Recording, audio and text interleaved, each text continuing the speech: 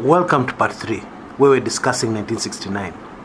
Now, every year since independence, the year before a general election in Kenya is a very busy, extremely busy time for the local intelligence community. Now, 1968 was no exception. That was the year before 1969. Okay? Now, as is usually the case, what is planned in the back rooms, behind the scenes, is never clear until actually events start to unfold. The action started in early January at a place called Convent Drive in Lavington. Most of you are familiar with that area, will know exactly where this is. And this was the home of the then Minister of Economic Affairs, Tom Mboya. There was a very bizarre assassination attempt. The police guarding his gate, one of the policemen guarding his gate, made a call to the main house, telling the minister that there was a visitor wanted to see him at the gate, and it was very urgent. Now, those who planned this obviously knew the minister well. He was a man of the people, and therefore it would not be strange for him to come and talk to one of his constituents at the gate, or one of his many admirers and political supporters. As fate would have it, the minister, without knowing exactly what he was doing, refused to lie himself out. Instead, sent a relative to go and check who is that at the gate. Then, as an afterthought, he just decided to go himself, follow his relative, and check, what was going on at the gate. That is when the policeman supposed to guard and protect the minister opened fire, missing the relative, and more importantly, missing Mboya, who was around he was still quite close to the entrance of his own house, missing his chest by inches. Mboya dived back into the house, failed assassination attempt. The policeman disappeared. Later he was arrested. He claimed he was drunk. But even more fascinating was what the policeman was charged with. Instead of the more serious charge of an attempted assassination attempt on a cabinet minister of the Republic of Kenya, the man was charged with malicious damage to property.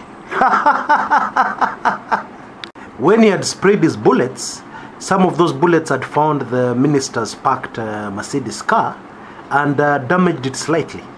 So that was the charge. Now, just to quickly clarify something for our younger audience, okay? Mboya was not a member of the opposition. He was bang in the middle of the Jomo Kenyatta administration. He was a cabinet minister.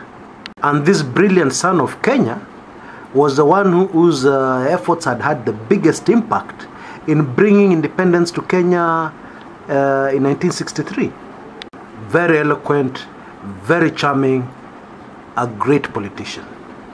Many saw him as a president in waiting, and there was no doubt that those close to Kenyatta, and especially the intelligence community, would classify him as a threat to the presidency of Jomo Kenyatta. As close as these two were supposed to be. Still in January, on the 29th of January 1969, it was a Wednesday, the then Minister for Foreign Affairs, Abwana Agwings Kodek, the first indigenous black African to qualify as a lawyer, was involved in a road accident, allegedly. The road accident took place at the junctions of Agwings Kodek Road and Wood Avenue, very close to Yaya Center. To date, the car he was allegedly involved in a road accident with has never been seen. His wife was told it had been towed to the police station, but on going to the police station, it was not there. To cut a long story short, Agwings Kodek was dead on January 29th, 1969. One of the sharpest minds Kenya has ever produced.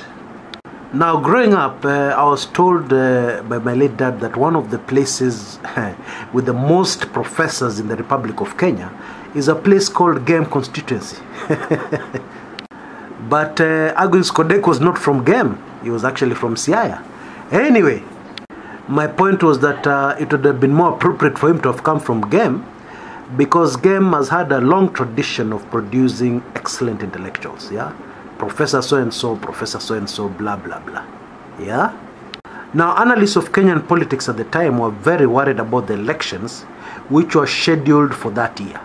Okay, now we're dealing, of course, with the old constitution at this time. Yeah, it was the president. Well, the election date was the secret of the president. Yeah, only the president knew.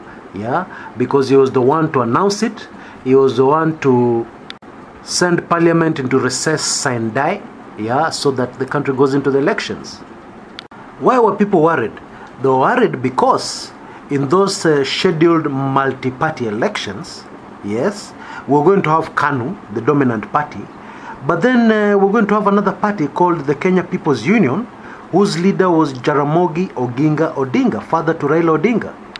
Now, this political party seemed to be gathering a lot of support countrywide. Yeah, it was definitely a threat. Not only that, insiders knew that the powerful, well, I don't know if you can call him powerful, let's say influential, yeah, Minister for Economic Affairs Tom Mboya was getting increasingly restless with the Jomo Kenyatta administration. In fact, there are rumors that it was possible that he would actually stand for president and oppose Jomo. Now, July 5th, 1969, a Saturday, at around lunchtime, 2 gunshots rang out loudly along what is today Moi Avenue, very close to the Standard Chartered corporate headquarters. And Tom Mboya was dead. Now, I'm trying to move very quickly. If you want more detailed information about the events I'm mentioning, they're available in this channel. Yeah, just do a search and you'll be able to get some very, very interesting information. Anyway, let's move quickly on. And the fate of the Kenyan nation was firmly sealed on 25th October 1969 with the massacre in Kisumu. The number of people dead, including school children who had come to entertain the visiting President Jomo Kenyatta, is still a state secret. Classified information. Our fate in 2017 was actually sealed completely and decided, yeah, in 1969. The general elections that year on 6th December ended up being a single party election. It was not a multi-party election as had been expected, because the only opposition party then was banned shortly after the stage-managed events of 25th October 1969. Now, for years and years, we sat and discussed the events of that day, and I was told a lot about these events that I've just mentioned by my late dad. And the assumption was always that those events were separate. They were not linked. Yeah? Bad karma, bad luck, you know. Whatever it was, those events were not linked. But even without my research and privileged information, with the benefit of hindsight, any analyst will tell you that those events were all linked. And we'll discuss that and how it has impacted 2017 in the next episode.